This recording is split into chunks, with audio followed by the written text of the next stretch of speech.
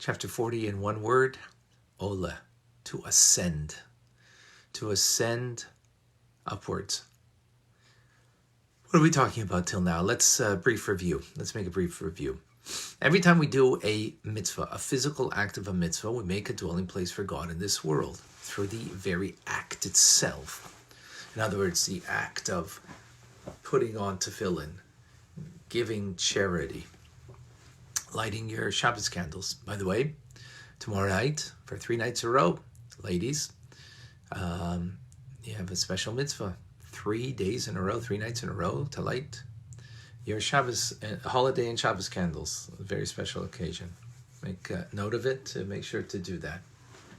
So, all of those are actions that bring God into this world, make him comfortable, reveal him, bring him. God's here, but concealed. Through the act of the mitzvah, the divine will of God is revealed through the mitzvah in this physical world. Yet, at the same time, that doesn't mean it's an illuminated mitzvah. Illuminated is not merely the act, but is also the kavanah, the intent that a person has. An intent means lishma, to do it for God's sake. Then it becomes ola, it rises up. It rises upward. What does it mean? Where's it rising? Where's it going to?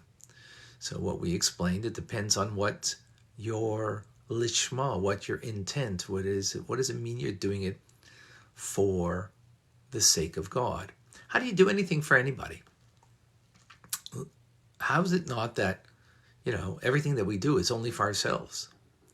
So, as we explained previously, that when you have love and awe, let's take it as an example, metaphor, you have love and awe for someone that you have love for. That will motivate you to do for that person, to give to that person. As a matter of fact, the word ahava in Hebrew has the letters hav in there, hey, base, which means to give. Love means you will give to another for them, for their sake. That's what it means. So, when you're motivated by a love for Hashem, for God, then you will give to God a mitzvah. You'll do for God the mitzvah that you're engaged in. As opposed to when you're motivated for yourself, so you're not giving anything, you're just taking. Now, it may be an act of being charitable, but your intent, the act is giving, but the intent is self-glorification, to look good. Or, in the example that we gave, Torah study, which we're doing now, a lot of people study Torah. I should say a lot of people. Some people, I'm sorry. Some people study Torah in order to be very scholarly and gain honor through that scholarship. It's not so prevalent today as it used to be, but before the Baal Shem Tov and the Hasidic movement, yes, you got honored and you were special because you were a Talmudic scholar. So if you're learning for the scholarship, that's self-directed rather than the connection to God, rather than doing, to connect to God. That's lishma. So that's what we explained till now, right? Now, we also explained that what happens if you don't do it lishma. So we explained that the mitzvah doesn't rise up. And where's it rising to? It's rising to the divine, to stand before God. And where is it rising? To the spheros, the divine attributes in the world of Yitzirah, the world of Bria, or even the world of Sia. It's going to the divine in those worlds. I'll explain that in a moment, as opposed to what's not divine. And what's divine in the worlds is the divine attributes of God. Just like in this world, what's divine over here is a mitzvah that expresses the divinity of God in this world. And beyond the mitzvah, we have a whole world that's not divine. And so likewise in the spiritual realm, you have a whole world, spiritual world, that's not divine, that includes chambers, spiritual chambers, includes angels, includes souls that are not pure divinity. And so what happens when you do a mitzvah lishma in order to connect to God, in order to give a mitzvah to God, then it touches the divine. Since what you're doing is divine, illuminate, not just the act is divine, but you, what you're giving, in the act of doing the mitzvah, not really giving yourself. It's God's thing. But when you have love and awe, that's my love. That's my awe. In other words, I could love, an apple. I could love a car. I could love music. I could love, learning. I could love self-improvement. I could love God. Loving God, as we explained, has two dimensions to it. There's an actual palpable feeling, which we're not going to probably have in our lives, too much of it. And then we have the intrinsic love that our soul feels, that love and awe towards God, the connection and not wanting to be disconnected from God. And therefore, when we do a mitzvah, when we fulfill a mitzvah, we are making, and we're doing a lishma, so it's rising to the divine of that world.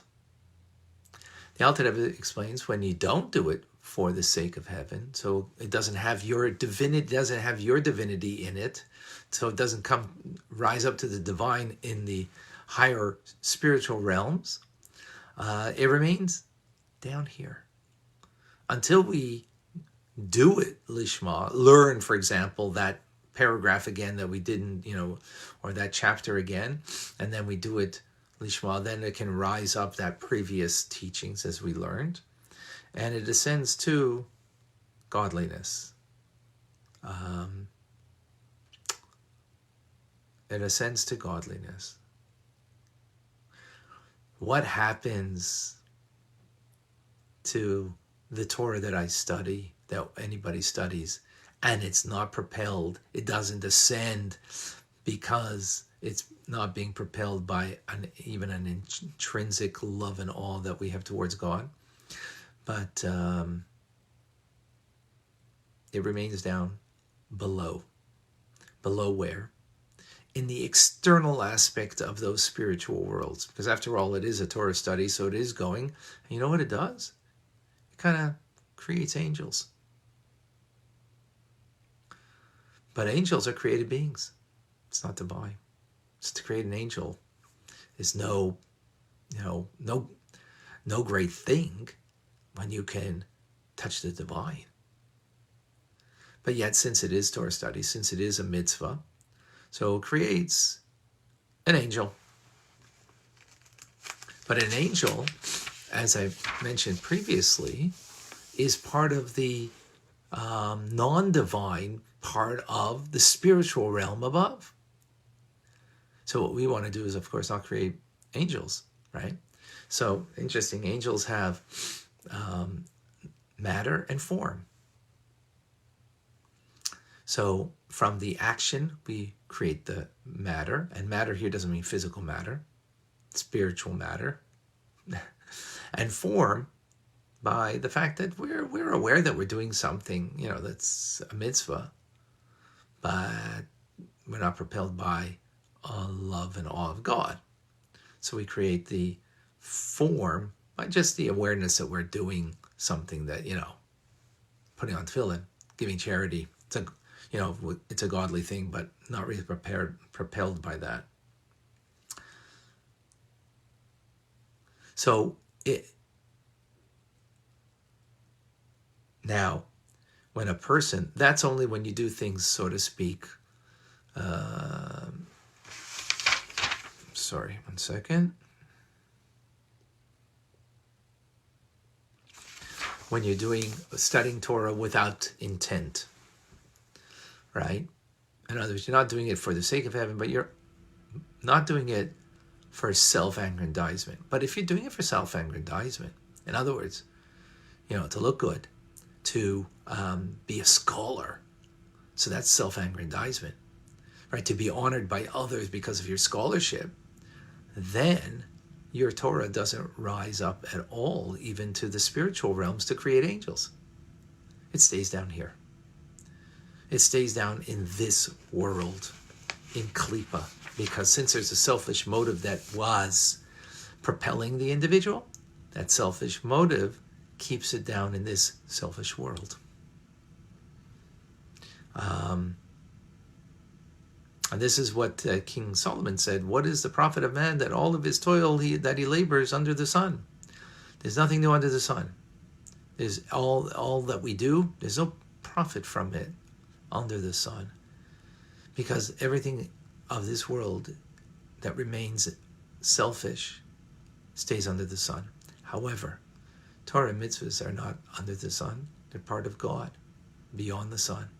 So when we're motivated by that which is beyond the sun, not for selfish motives, so then there is a profit, there is a gain.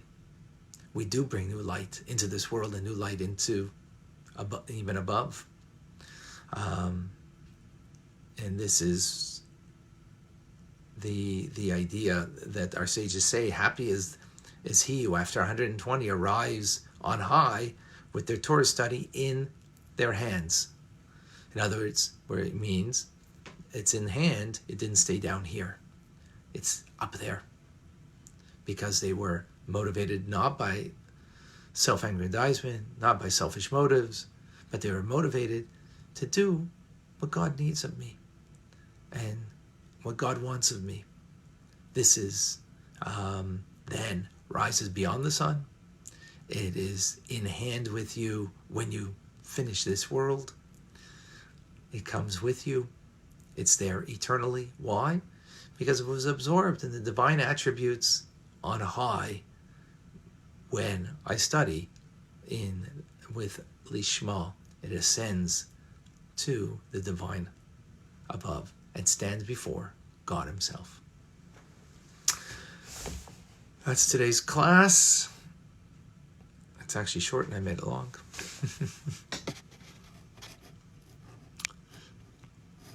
Irene from Boston, if you made it on, just type in the comments.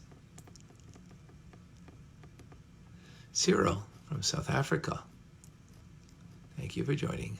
Emanuela, shalom. Mixui from Alberta, all right. Canadian, thank you for joining. Patty from New Jersey, good morning. Michelle from Adelaide, Australia, whoa.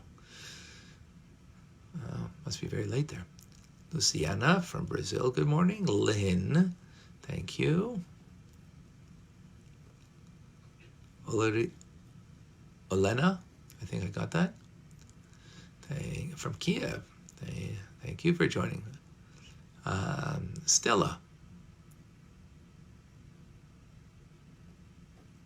thank you. Sarah from Sweden, good afternoon to you. Lori from Chabad English Speakers of Beersheba, oh, wonderful. Thank you. Chaya from Australia, good morning. Linda, yes, Chag Sameach. Peter from South India, or that's William, okay. Lotia from Jamaica, good morning. Sandy, hello. And Ellen from LA. Monica from Givat Shmuel in Jerusalem, thank you for joining. Karen from Miami. Margalazata from Poland, good afternoon. From South Africa, Goethe. All right, folks. Elan from Melbourne, Australia. Thank you. And Robert. All right, folks. Tomorrow will be our last class before the holiday of Pesach. And then for 3 days we won't have a class. Tonight is B'dikas Chametz, the search for the Chametz. Beautiful custom to fulfill. You can always go on Chabad.org for more information on that. A reminder that anybody wants more information, private message me your email. We're creating more content, especially these days that it's so necessary. And Tanya Rabbi on Instagram and other places. Join us. And of course, sharing is caring. Ahava means to give. So please give to others the Alter Rebbe's teachings. I'm Rabbi Ronnie Fine, coming to you from my home in Montreal, Canada. It's a privilege and pleasure to share with you the Tanya. Have a wonderful day.